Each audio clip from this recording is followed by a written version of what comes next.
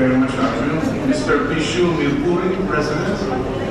His Excellency Madhukar Asni, Charge of the Fair and Embassy of India.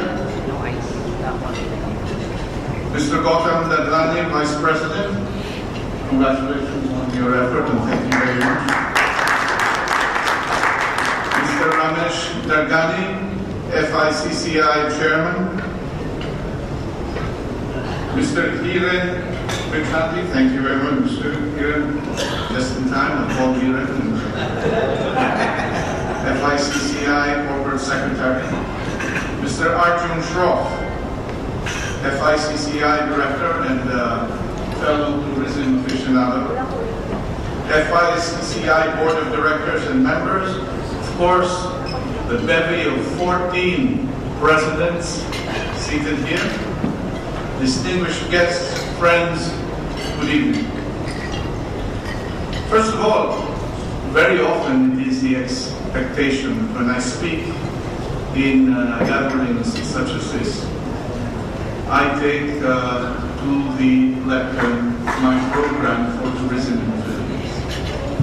But my program for tourism in the Philippines has already been summarized in a sentence. It is more fun in the Philippines precisely because we have much to fix. We have much to repair. We have much to prepare for, but we have far more to work with. And I have been looking forward to this opportunity not only because the market size, for example, of our friends in India is huge and its potential is huge.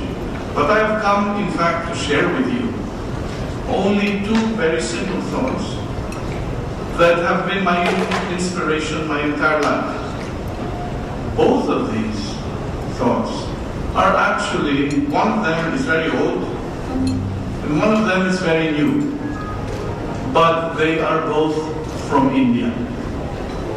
You see, as I was telling people at the table earlier, I have relatives who studied in India.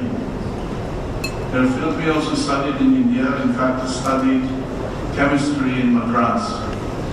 And I will never forget, she's an aunt who's still living, and I will never forget the inspiration she gave me, which she learned in India and passed on to me, which is in fact my inspiration for my work to this very day.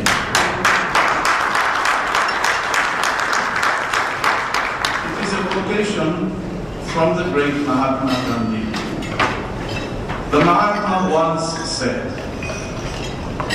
"Nearly any man can stand adversity, but you give him power and he can change in one day." When you enter government, your first notion, especially in developing countries, is that you have been given power. You are moving from adversity to power. And the biggest mistake you can make is to believe that.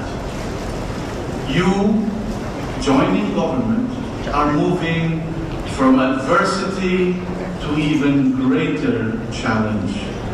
And that is how I have taken my work at the Department of Tourism. For, like the Mahatma, I believe that a man must not change just because he has been given power.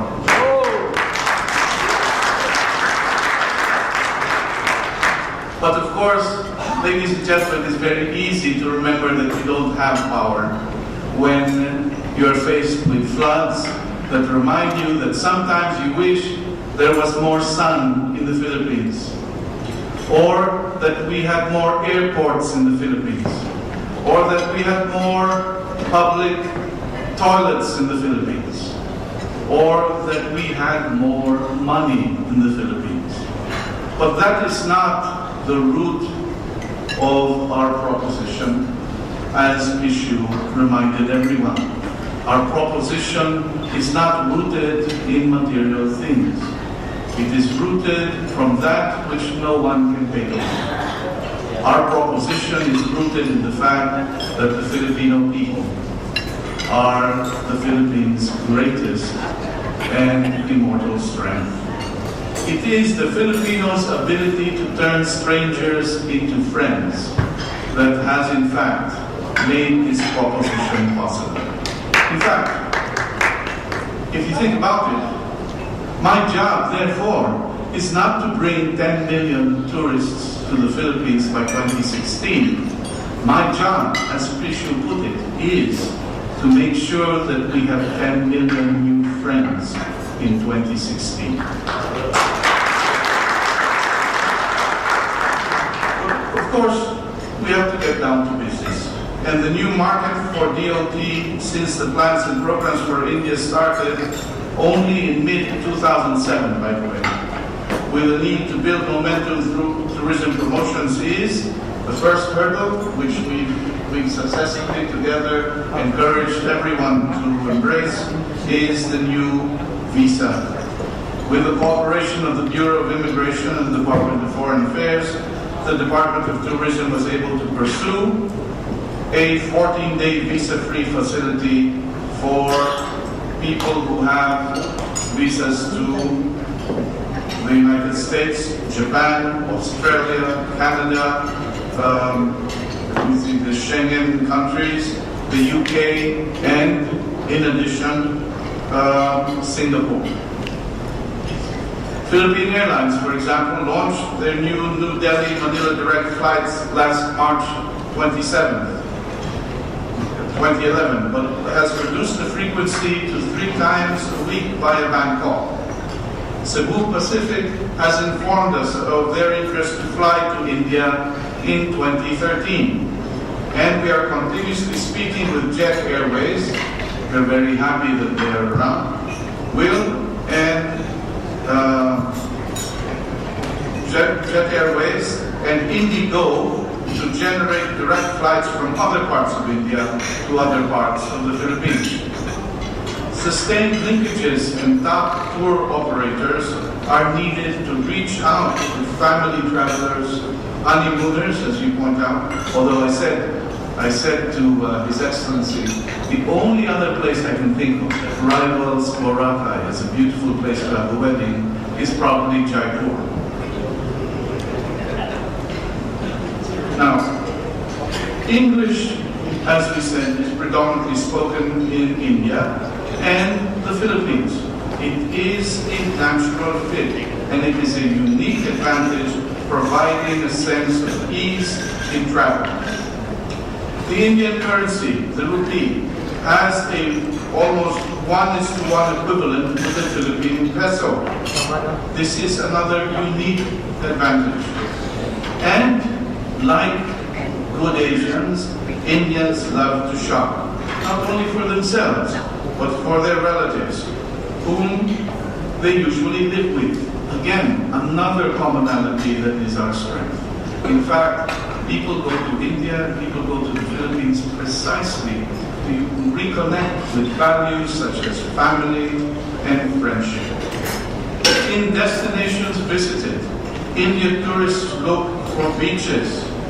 Bali is very popular today, but as you may have heard, Boracay is now the world's most important island beach destination.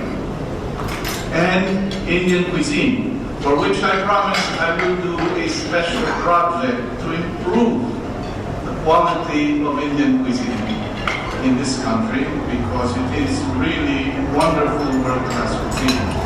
But Indian cuisine and vegetarian dishes are available in Metro Manila and metropolitan areas outside the country. Now, are we going to break through with business and tourism from India? Of course. Are we getting there? Of course. But I must tell you about the change that is actually taking place, because it is not so obvious to many. The Philippines is finally acquiring greater respect for momentum. This is a very modest but very significant achievement in the last few years. We are, if you will, in a stage of painful awareness. We are painfully aware of our limitations. We are painfully aware of what we need to do. But we are aware nonetheless.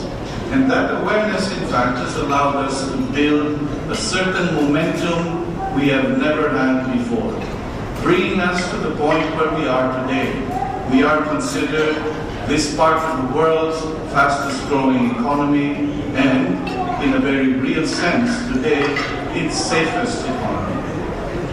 Our job, therefore, is to keep that momentum going. And no matter how bad things may get, no matter how high the floods may come, the inspiration to continue comes from another very old, but to me very new, Indian inspiration. On a trip from Europe, I saw a very interesting film. Its title was very strange. It said, "The Incredible Majestic Hotel," or Marigold Hotel. You've heard it. In the story of this film, several aging people in the UK were choosing a place to retire.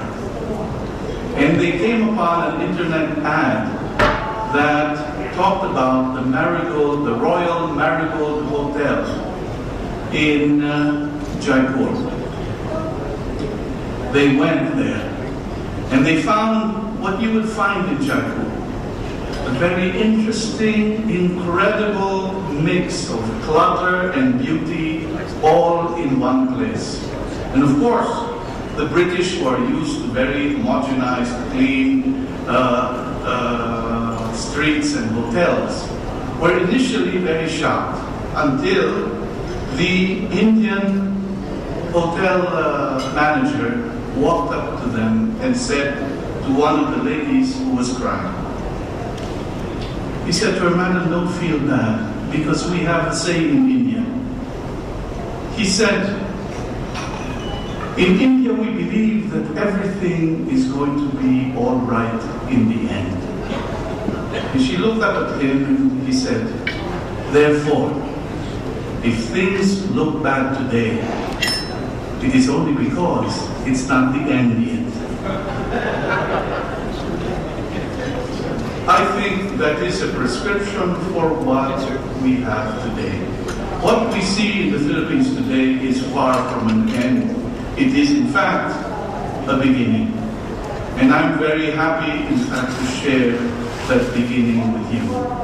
It begins with recognizing who we are and that it's time, finally, to have fun in the Philippines.